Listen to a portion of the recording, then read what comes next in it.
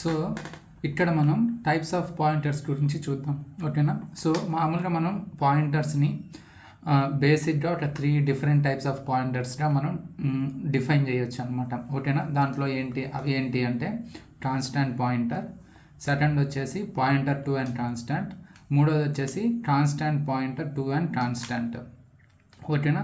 So ఇప్పుడు వీటి గురించి మనం 1 by 1 చూద్దాం విత్ ఎగ్జాంపుల్స్, ఓకే. ఫస్ట్ వచ్చేసి constant pointer. So constant pointer అంటే మీనింగ్ ఏంటి అంటే, సో యాక్చువల్గా మనం ఒక పాయింటర్ని ఎందుకు యూస్ చేస్తాము అంటే ఏదైనా వేరియబుల్ యొక్క అడ్రస్ని స్టోర్ చేయడానికి మనం ఒక పాయింటర్ని యూస్ చేస్తాం అనమాట. సో కాన్స్టాంట్ పాయింటర్ అంటే మీనింగ్ ఏంటి అంటే ఈ పాయింటర్కి ఒకసారి మనం వాటి అడ్రస్ని అసైన్ చేసిన తర్వాత నెక్స్ట్ టైం వేరే యొక్క అడ్రస్ని మనం అసైన్ చేయలేమన్నమాట, ఓకేనా. సో అంటే ఒకసారి వాల్యూ అసైన్ చేసిన తర్వాత ఈ కాన్స్టాంట్ పాయింటర్కి నెక్స్ట్ వేరే వేరియబుల్ యొక్క అడ్రస్ని దీనికి అసైన్ చేయలేం, ఓకేనా. సో కావాలంటే అసైన్ చేసిన వేరియబుల్ యొక్క డేటాని ఈ పాయింటర్ని యూస్ చేసుకొని మనం చేంజ్ చేసుకోవచ్చు, యాక్సెస్ చేయొచ్చు, అన్నీ చేయొచ్చు. కానీ వేరే ఒకసారి అసైన్ చేసిన తర్వాత అడ్రస్ని వేరే వేరియబుల్ యొక్క అడ్రస్ని మనం యాక్సెస్ అసైన్ చేయలేము అనమాట, ఓకేనా. సో దీన్ని మనం ఎగ్జాంపుల్ ద్వారా చూద్దాం, ఓకేనా. సో ఇప్పుడు మనం ఫస్ట్ ఎగ్జాంపుల్ కనుక చూస్తే ఫస్ట్ ఎగ్జాంపుల్లో మనం ఏం చేస్తున్నాము అంటే కాన్స్టాంట్ పాయింటర్లో నేను చెప్పిన వాటి పాయింట్ ఏంటి, ఒకసారి అడ్రస్ అసైన్ చేసిన తర్వాత వాటి వేరియబుల్ యొక్క అడ్రస్ని అసైన్ చేసిన తర్వాత ఆ వేరియబుల్ యొక్క కంటెంట్ అయితే మనం చేంజ్ చేసుకోవచ్చు అనమాట ఈ పాయింటర్ని యూస్ చేసి. అది ఎలానో ఒకసారి చూద్దాం, ఓకేనా. సో ఇది కేస్ 1. కేస్ 1లో ఏమవుతుంది, ఫస్ట్ మనకు ఇక్కడ మనం ఒక ఎక్స్ అనే ఒక వేరియబుల్ని ఏం చేస్తున్నాము, డిఫైన్ చేస్తున్నాం. అప్పుడు మనకి ఏమవుతుంది, మనకు ఒక మెమొరీ అలొకేట్ అవుతుంది, ఇంటీజర్ 4 bytes ఆఫ్ మెమొరీ అనేది అలొకేట్ అవుతుంది. సో మేబీ అంటే అజ్యూమ్ చేసుకుందాం ఆ మెమొరీ యొక్క అడ్రస్ అనేది 1000 నుంచి స్టార్ట్ అవుతుంది అనుకుందాం, ఓకేనా. సో దాంట్లో మనం ఏమని పెట్టినాం, ఎక్స్ అనే పేరు ఇచ్చుకున్నాం.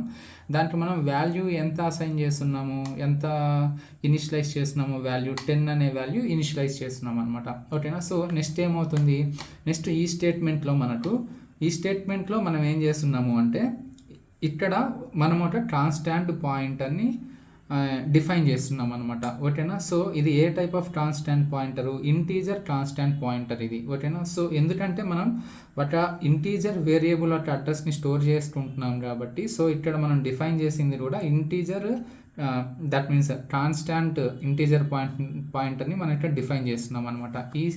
ఈ స్టేట్మెంట్కి ఏమవుతుంది అంటే మనకు పాయింటరు డిఫైన్ అవుతుంది, ఓకే. సో ఈ పాయింటర్ యొక్క అడ్రస్ మేబీ 2000 నుంచి స్టార్ట్ అవుతుంటే ఈ పాయింటర్కి మనం ఏమి ఇచ్చున్నాము, అడ్రస్ ఆఫ్ ఎక్స్ ఇచ్చున్నాం. సో అడ్రస్ ఆఫ్ ఎక్స్ ఎంత, 1000 ఇక్కడ, ఓకేనా. సో ఈ 1000 అనేది ఈ పాయింటర్లో స్టోర్ చేస్తున్నాం అనమాట మనం. అంటే ఇక్కడ మనం ఏం చేస్తున్నాము అంటే ఈ ఇంటీజర్ కాన్స్టాంట్ పాయింటర్లోకి మనం ఏం చేస్తున్నాము అంటే వాటి ఇంటీజర్ వాల్యూని అసైన్ చేస్తున్నాం అనమాట, ఓకేనా.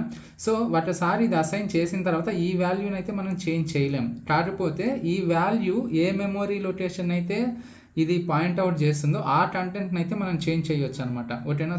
సో ఫస్ట్ మనం ఏం చేస్తున్నాము, డీరిఫరెన్స్ ఆఫ్ పాయింటర్ని ప్రింట్ చేస్తున్నాం, ఓకేనా. ఎప్పుడైతే మనం ఈ డీరిఫరెన్స్ చేస్తామో అప్పుడు మనకి ఏమవుతుంది, పాయింటర్లో వాల్యూ ఎంత ఉంది, 1000 ఉంది. సో 1000 అనే అడ్రస్ దగ్గర వాల్యూ ఎంత ఉంది, 10 ఉంది. సో ఈ పర్టికులర్ స్టేట్మెంట్ దగ్గర మనకు అవుట్పుట్ ఏమొస్తుంది అంటే ఈ పర్టికులర్ స్టేట్మెంట్కి మనకు అవుట్పుట్ వచ్చేసి dereference of pointer is equals to 10 అని ప్రింట్ అవుతుంది, ఓకేనా. సో నెక్స్ట్ మనం ఏం చేస్తున్నాము, నెక్స్ట్ సేమ్ అదే dereference of pointer is equals to 20 చేస్తున్నాం. సో డీరిఫరెన్స్ ఆఫ్ పాయింటర్ అని 20 చేసినప్పుడు ఏమవుతుంది, సో మనం ఈ 1000ని డీరిఫరెన్స్ చేస్తున్నాం. 1000ని డీరిఫరెన్స్ చేస్తే అది ఈ ఎక్స్ అనే వేరియబుల్ని పాయింట్అవుట్ చేస్తుంది. సో దీనికి మనం 20 అనే వాల్యూని అసైన్ చేస్తున్నాం, ఓకేనా. సో నెక్స్ట్ ఈ ప్రింట్ఎఫ్కి వచ్చేసరికి మనకి ఏమవుతుంది అంటే ఇక్కడ మనం ఎక్స్ని డైరెక్ట్గా ప్రింట్ చేస్తున్నాం అనమాట, ఓకేనా. సో ఇప్పుడు ఎక్స్ వాల్యూ మనకి ఏమవుతుంది, 20 వస్తుంది అనమాట. సో కాన్స్టాంట్ పాయింటర్లో ఏమవుతుంది అంటే పాయింటర్లో ఉన్న అడ్రస్ని మనం అడ్రస్ని డీరిఫరెన్స్ చేయడం ద్వారా మనం ఆ వేరియబుల్ని అయితే మనం చేంజ్ చేసుకోవచ్చు అనమాట, వేరియబుల్ వాల్యూని మనం చేంజ్ చేసుకోవచ్చు. ఇది ఫస్ట్ పాయింట్. సెకండ్ పాయింట్ ఏంటి అంటే ఒకసారి మనం ఈ కాన్స్టాంట్ పాయింటర్కి అడ్రస్ని అసైన్ చేసిన తర్వాత వేరే అడ్రస్ని మనం అసైన్ చేయలేమన్నమాట, ఓకేనా. సో ఇది మనం ఎగ్జాంపుల్ ద్వారా చూద్దాం. సో ఇక్కడ నేనేం చేస్తున్నాను, ఇది సెకండ్ ఎగ్జాంపుల్, ఓకేనా. సో ఇక్కడ ఏమవుతుంది, ఫస్ట్ స్టేట్మెంట్కి మనకు 2 integer variables x and y నేమ్తో 2 ఇంటీజర్ వేరియబుల్స్ మనకు అసైన్ అవుతాయి అన్నమాట, ఓకేనా. సో ఎక్స్ వాల్యూ ఎంత 100 అనుకుందాం, సో దీని అడ్రస్ 1000 అనుకుందాం. సో నెక్స్ట్ వై అనే వేరియబుల్ అసైన్ అవుతుంది. సో దీనికంతా 20 వాల్యూ 20, దీని అడ్రస్ 1000 అనుకుందాం. సో ఇక్కడ ఏం చేస్తున్నాం, మనం ఫస్ట్ కాన్స్టాంట్ ఇంటీజర్ పాయింటర్ని మనం ఇక్కడ డిఫైన్ చేస్తున్నాం అనమాట. డిఫైన్ చేసి దానికి ఎక్స్ వేరియబుల్ యొక్క అడ్రస్ని అసైన్ చేస్తున్నాం. అంటే మనకి ఏమవుతుంది, పీటీఆర్ అనే ఒక వేరియబుల్ అనేది డిఫైన్ అవుతుంది. మేబీ దీని అడ్రస్ మనం 3000 అజ్యూమ్ చేసుకుంటే దీనికి మనం అడ్రస్ ఆఫ్ ఎక్స్ ఇస్తున్నాం. అడ్రస్ ఆఫ్ ఎక్స్ ఎంత 1000, అంటే దీంట్లో ఇనీషియల్గా ఉండే వాల్యూ ఎంత, అసైన్ చేసే వాల్యూ ఎంత 1000, ఓకేనా. సో 1000. సో ఆ తర్వాత మళ్ళీ మనకి ఏమవుతుంది అంటే, సో అంటే ఇది ఈ పర్టికులర్ ప్రోగ్రామ్ని మనం ఎప్పుడైతే కంపైల్ చేస్తామో, ఆ కంపైల్ చేసిన తర్వాత ఏమవుతుంది అంటే, ఈ పర్టికులర్ ప్రోగ్రాంలోనే మనకు నెక్స్ట్ అంటే ప్రింట్ఎఫ్ స్టేట్మెంట్ తర్వాత మనకి ఏముంది అంటే PTR is equals to address of Y అని ఉంది. అంటే ఇక్కడ మనం ఏం చేయడానికి ట్రై చేస్తున్నాము అంటే, ఆల్రెడీ పీటీఆర్ అంటే యాక్చువల్గా పీటీఆర్ అనేది ఒక కాన్స్టాంట్ పాయింటర్, ఓకేనా. సో కాన్స్టాంట్ పాయింటర్లో ఫస్టే మనం ఒక వాల్యూ అసైన్ చేస్తున్నాం, తర్వాత మళ్ళీ ఏం చేస్తున్నాము, వై అనే వేరియబుల్ యొక్క అడ్రస్ని దీనికి అసైన్ చేయడానికి ట్రై చేస్తున్నాం అనమాట. సో ఇది నాట్ పాసిబుల్, అందువల్ల దీనికి ఏమవుతుంది అంటే కంపైల్ టైం ఎర్రర్ వస్తుంది అనమాట.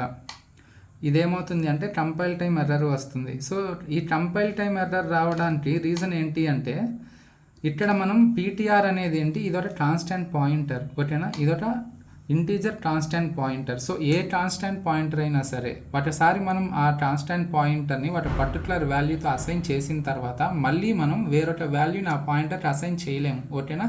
సో మనం అసైన్ చేయాలని చూస్తే మనకి ఏమవుతుంది అంటే కంపైల్ టైం ఎర్రర్స్ వస్తుంది అనమాట. సో ఇది కాన్స్టాంట్ పాయింటర్ యొక్క బిహేవియర్. అంటే ఇక్కడ మనం మెయిన్గా గుర్తుపెట్టుకోవాల్సింది వచ్చేసి 2 పాయింట్స్, ఓకేనా. వాటి కాన్స్టాంట్ పాయింటర్ యొక్క అసైన్ చేసిన వాల్యూని, ఇనిషియలైజ్ చేసిన వాల్యూని మనం తర్వాత చేంజ్ చేయలేము. చేంజ్ చేయాలని చూస్తే మనకు వాల్యూ ఏమవుతుంది అంటే ఎర్రర్ వస్తుంది, ఓకేనా.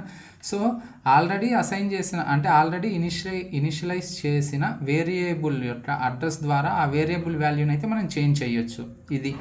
ఇది కాన్స్టాంట్ పాయింటర్ గురించి.